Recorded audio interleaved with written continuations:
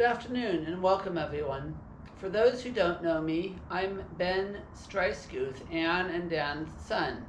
Next to me we have Toddy, the grand dog.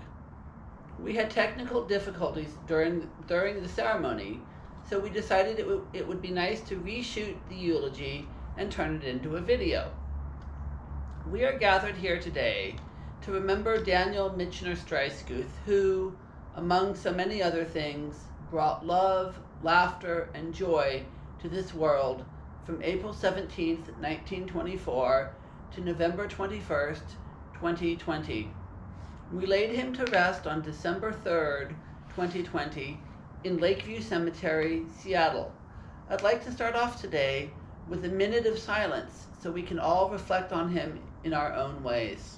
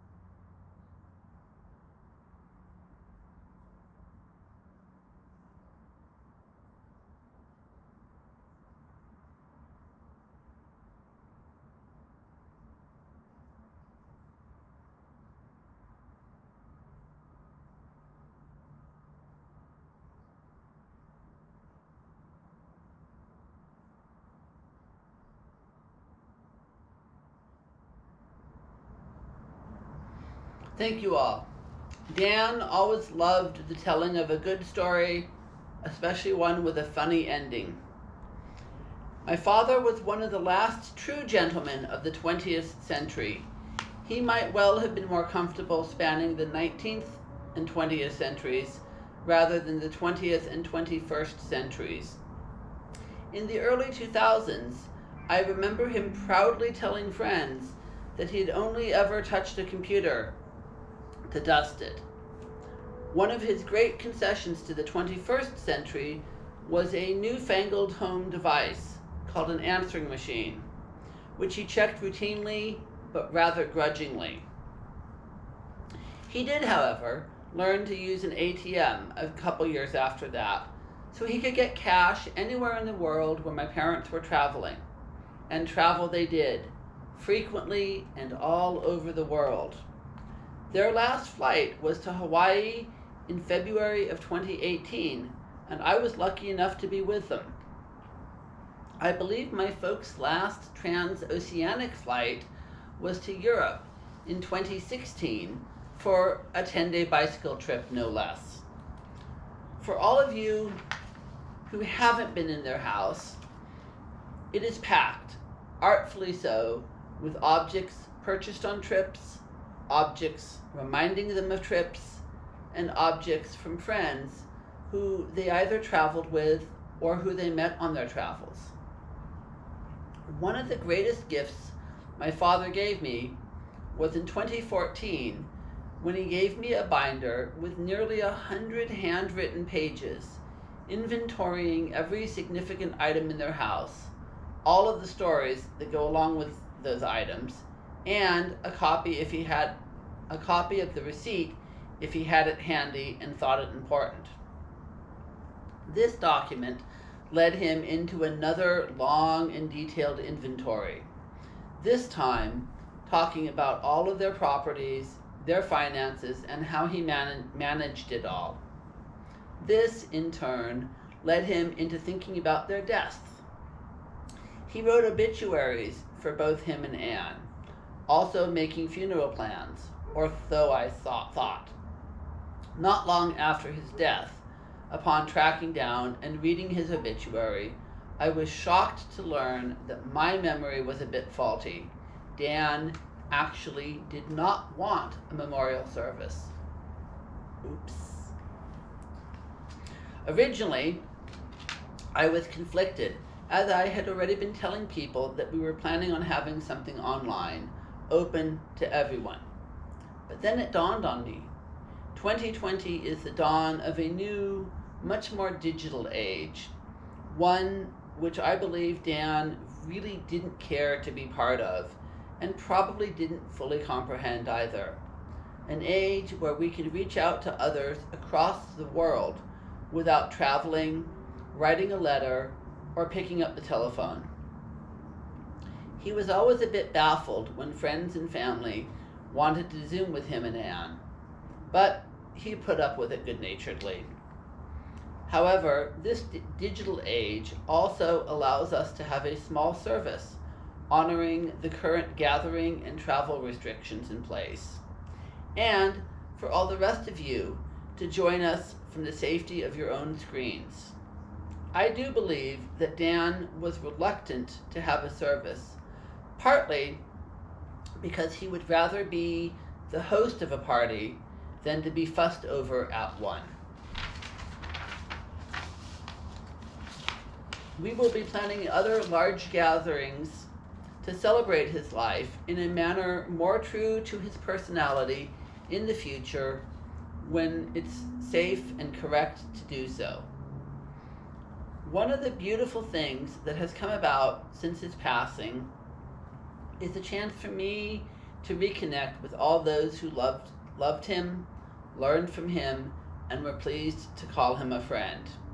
But perhaps the most unexpected gift was connecting with those who he touched less directly, be it from 38 years of teaching or a lifetime of gardening.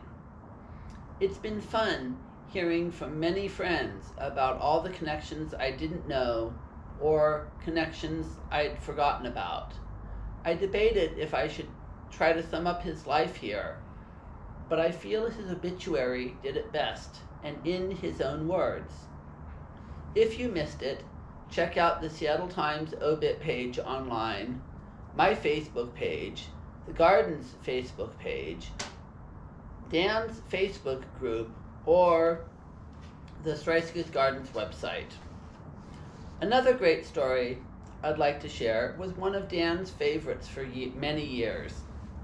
It took place around the mid-1990s, I believe.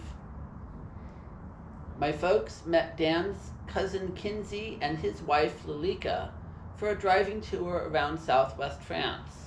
Michelin guides in hand, both red and green, they visited many historic places, cities, and gardens. They frequently stayed at 2-star country hotels and dined on amazing food. One night, they stopped at a famous spa resort high in the mountains. After enjoying the mineral baths and walking around the grounds, they arrived for dinner to be presented with an extremely restricted menu. Upon ordering, they were shocked to be served extremely small portions that would have put Nouvelle cuisine to shame. Having exhausted all the options on the menu, and still being quite hungry, the group retreated to the car for a tailgate dinner of leftovers from their accumulated picnic lunch supplies. Local wine, cured meats and sausages, cheese, bread, fruit, and of course, cookies. Having eaten their fill, they returned from the parking lot and learned later that evening that they were at a weight loss spa. I'm so grateful to have traveled the world with my folks. So many wonderful memories. Besides his amazing legacy, I am honored to be carrying on stewarding a truly wonderful house and an incredibly special garden. Growing up, there was no pressure to follow in either of my folks' professional footsteps, and I'm happy because those were huge shoes to fill. Rather, they encouraged me into what they believed was my dream, computer science. They never said a negative word when I dropped out of the computer field not long after entering it. As luck would have it, I eventually was able to integrate my love of technology and computers into my newfound path, managing Streissguth Gardens. In the interim, my folks encouraged me to build my own garden path which first led me to open a small gardening business, later returned me to community college, where I studied horticulture, and finally led me to the UW, where I studied landscape architecture in Gould Hall. As many of you know, my dad was one of the principal designers of Gould Hall and taught there for many years. After graduating, I was able to have a few wonderful years of gardening in Streissguth Gardens alongside my folks. Not only do I now feel I am honoring and following in both of their footsteps, I am able to fulfill their dreams by carrying on the garden we all love so much. It's truly an honor to expand, continue, and plan for these gardens to continue past our lifetimes, something I know my dad had dreamed of doing, but had never fully been able to realize. Dad, every time I see your house and the gardens we created, I think of you.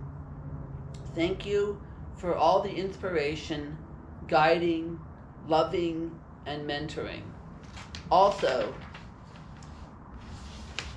thank you for having an amazing group of multi-generational friends that I've been so lucky to be included in.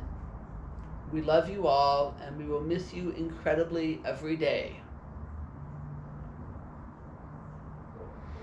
We had a beautiful tributes from Steve and Gunal Tanimoto, who are friends, neighbors, and extended family, who shared recountings of 50 and 40 years respectively of memories. Next, we had a beautiful tribute from Linda Streissguth. She and her husband Kent enjoyed traveling with my folks, evenings at the Seattle Opera, and sharing plants among many other things. Lastly, we heard from Jennifer Ogden, who beautifully recounted 26 years of being my folks' downstairs neighbor, adoptive daughter, steadfast house sitter, and great friend. Finally, I opened up the mic for any of the remaining 7 people to say a few words. Our weekday caregiver, Almaz Yesin, summed up the past year and a half she has been with us and how Dan had touched her life. We then returned down to the earth and threw a single white rose in with him. Intimate family going last. First Anne and then Jade. And then I added 3 blue irises, Dan's favorite flower, one for each of his direct family who preceded him, Edmund, Lucille, and his brother Richard. I went last. In closing, I'd like to share this quote I recently heard. Death is not the final word.